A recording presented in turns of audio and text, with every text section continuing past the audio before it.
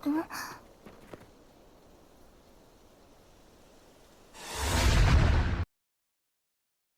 guys, ketemu lagi. Kali ini gue mau lanjutin pembahasan alur cerita episode 9 Rakude Genja no Gakuin Muso. Disclaimer ya, alur cerita ini gue buat berdasarkan versi manganya, bukan spoiler resminya. Jadi jika ada sedikit perbedaan, diharap maklum. Tak tahan dengan penghinaan Abe, Anastasia memilih meninggalkan ruangan dengan tubuh gemetar dan hati terluka. Ia sadar tidak ada lagi yang bisa diperjuangkan. Anastasia melangkah gontai di jalanan kota yang mulai gelap. Tanpa disadarinya, sekelompok pria yang tampak kasar dan berbahaya mulai memperhatikannya dari kejauhan. Mereka saling berbisik dan melirik ke arah gadis itu dengan tatapan yang penuh niat jahat.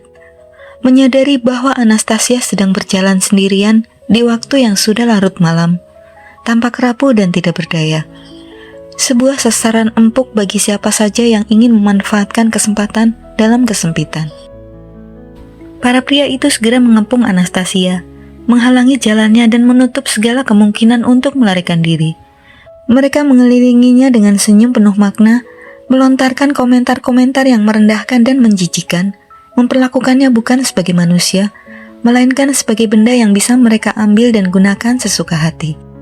Anastasia mundur perlahan dengan wajah pucat dan napas yang tercekat, menyadari bahwa dalam keadaan lemah dan tanpa perlindungan siapapun, ia kini telah jatuh ke dalam bahaya yang jauh lebih mengerikan.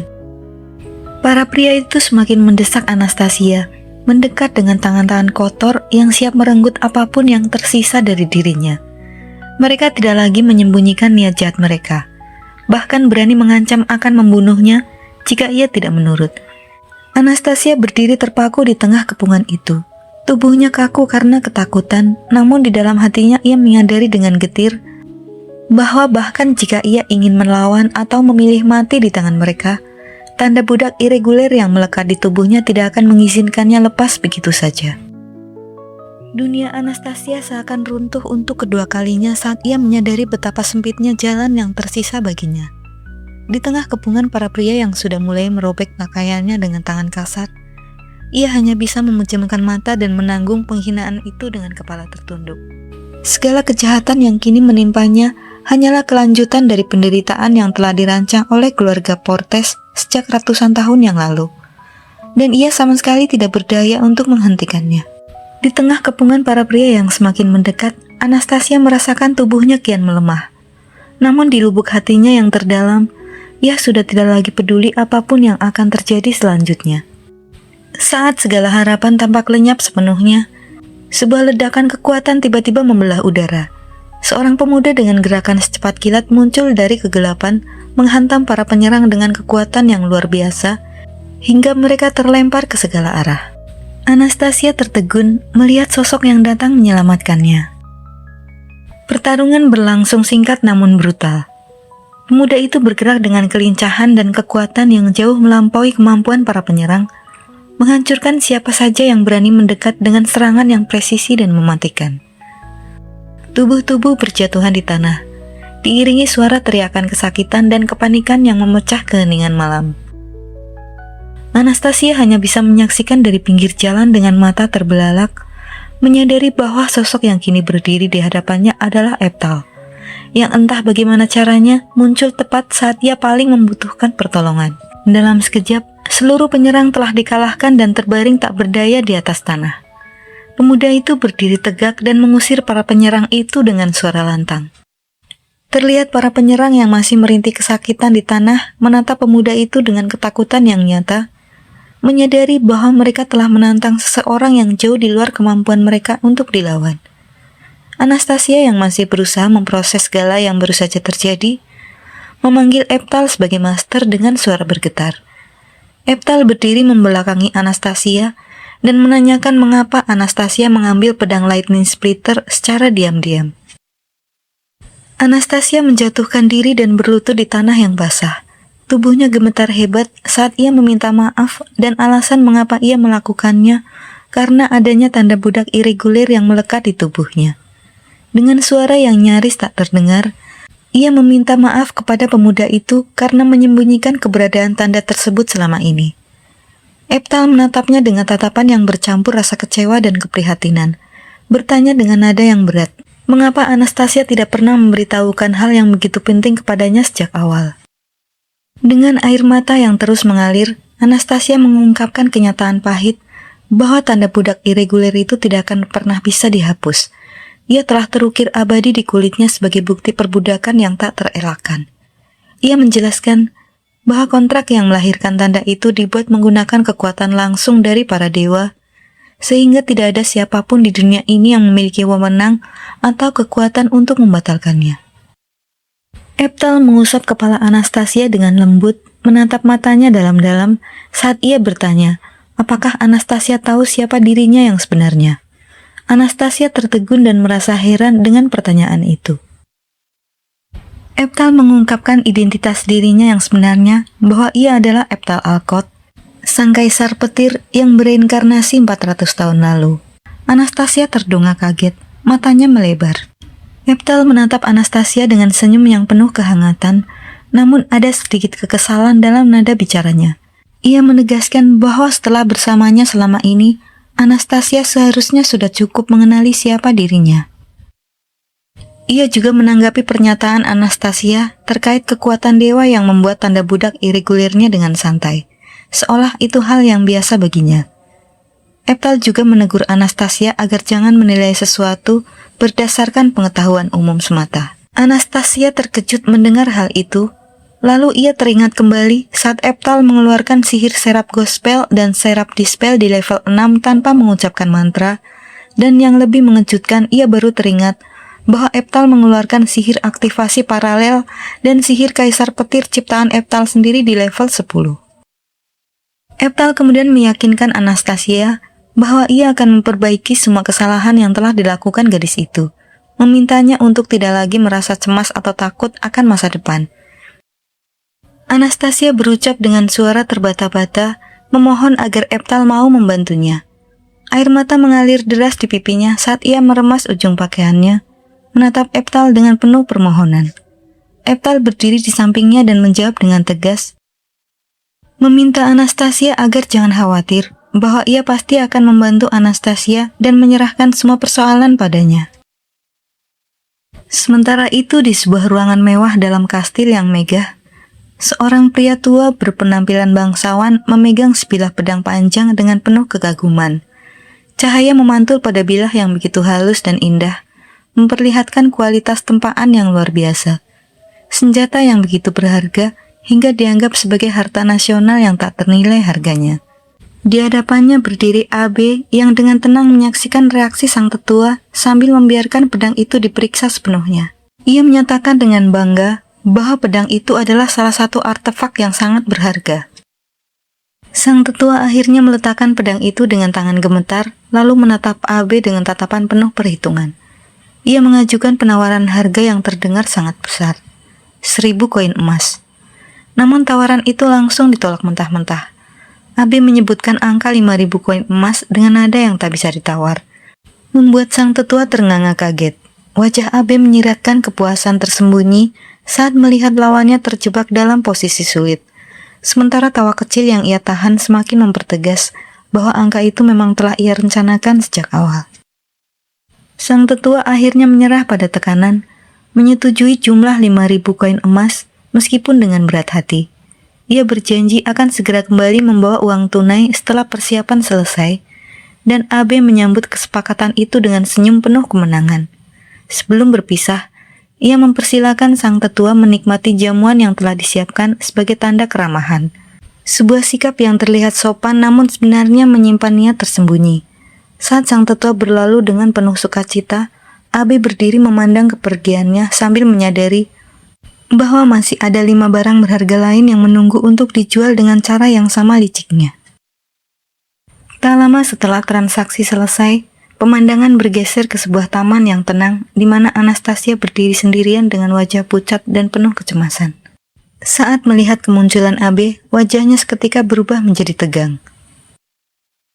AB dengan seringnya dingin menegur Anastasia yang pulang terlalu cepat.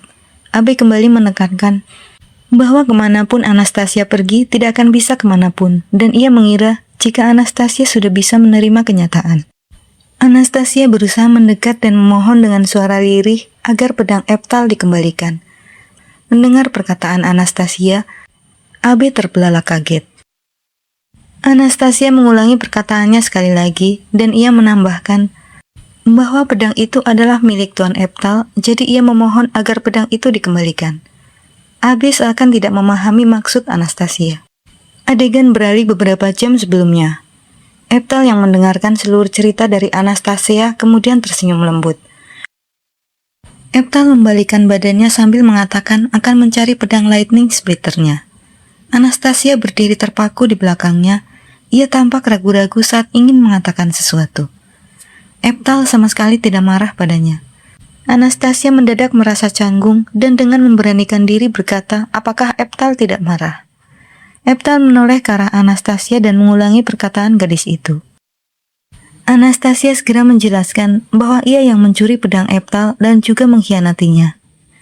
Eptal bertanya apakah semua yang dilakukan Anastasia itu atas kemauannya sendiri.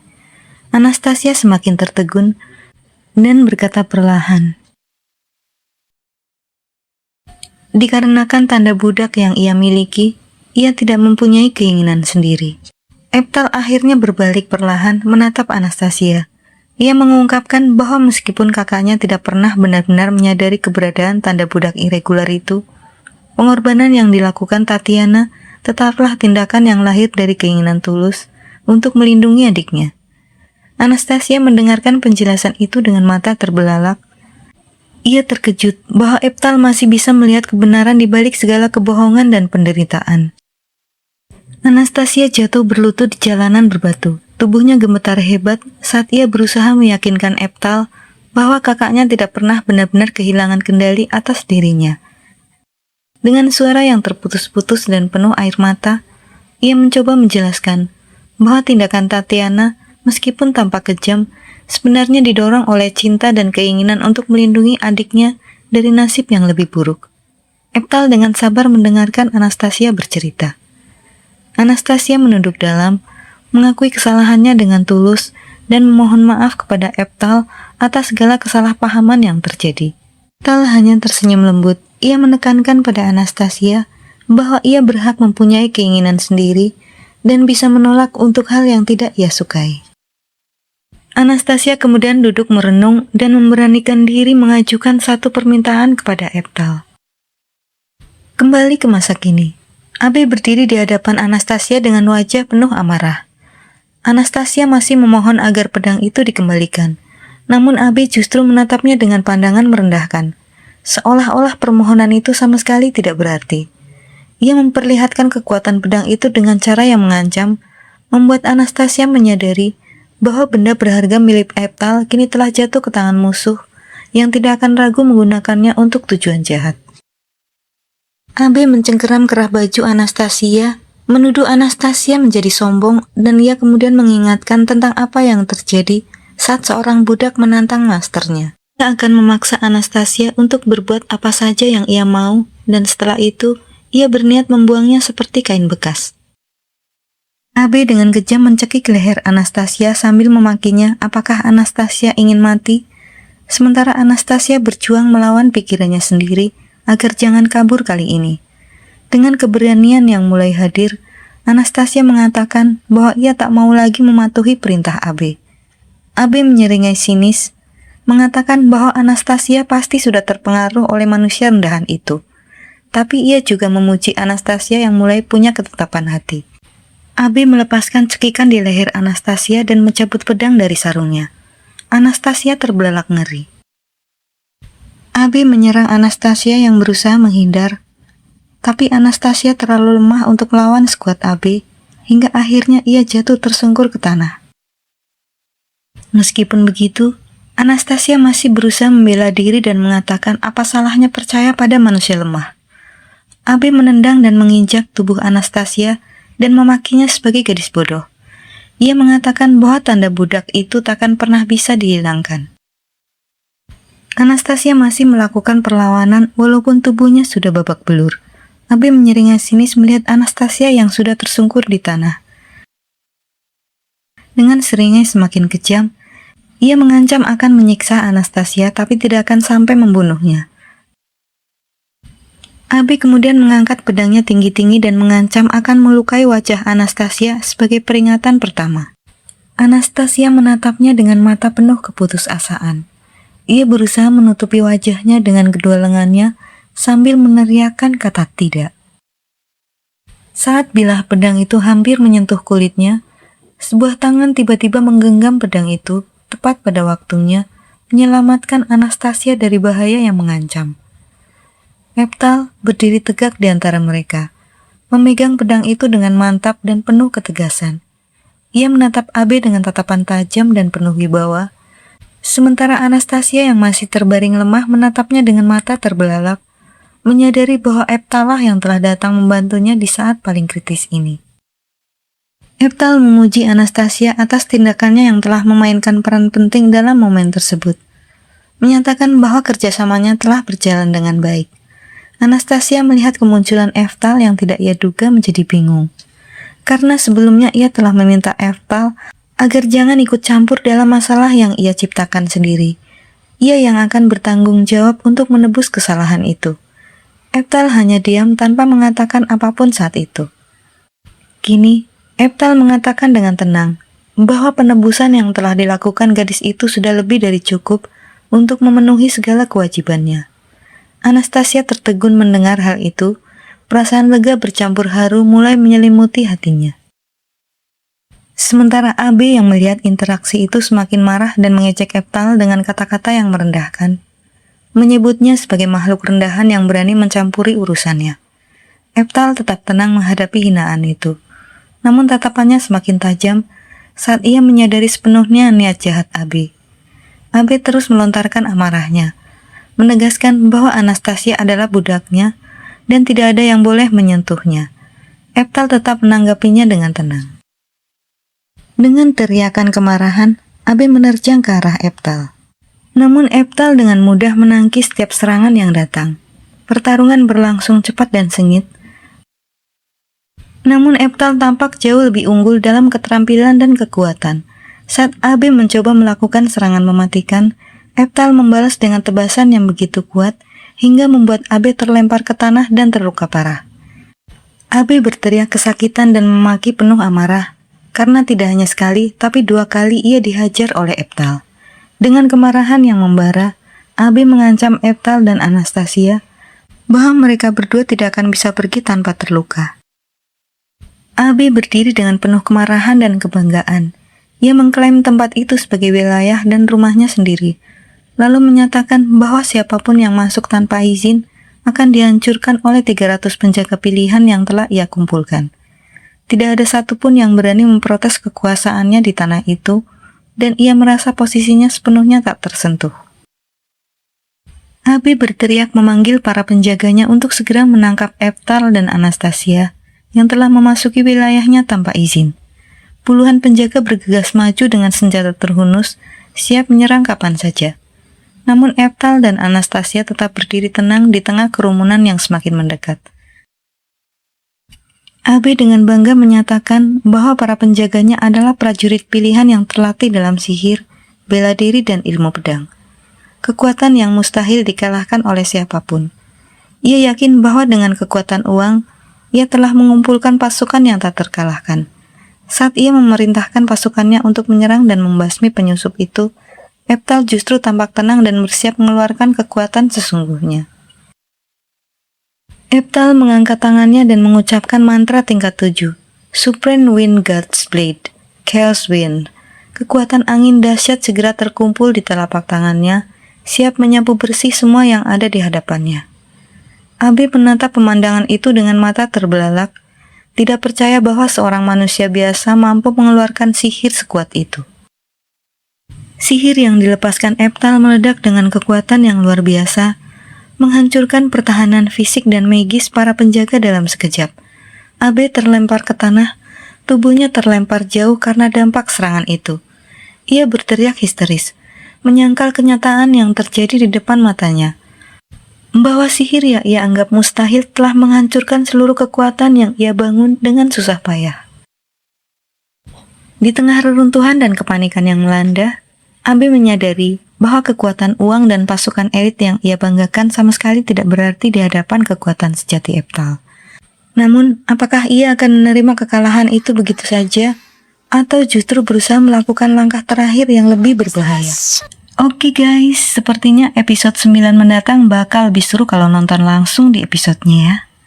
Jangan lupa like dan follow channel ini, supaya kamu tidak ketinggalan spoiler episode berikutnya. Terima kasih dan sampai jumpa. Di tengah reruntuhan dan kepanikan yang melanda, Abe menyadari bahwa kekuatan uang dan pasukan elit yang ia banggakan sama sekali tidak berarti di hadapan kekuatan sejati Eftal. Namun, apakah ia akan menerima kekalahan itu begitu saja, atau justru berusaha melakukan langkah terakhir yang lebih berbahaya? Oke guys, sepertinya episode 9 mendatang bakal lebih seru kalau nonton langsung di episodenya ya. Jangan lupa like dan follow channel ini, supaya kamu tidak ketinggalan spoiler episode berikutnya. Terima kasih dan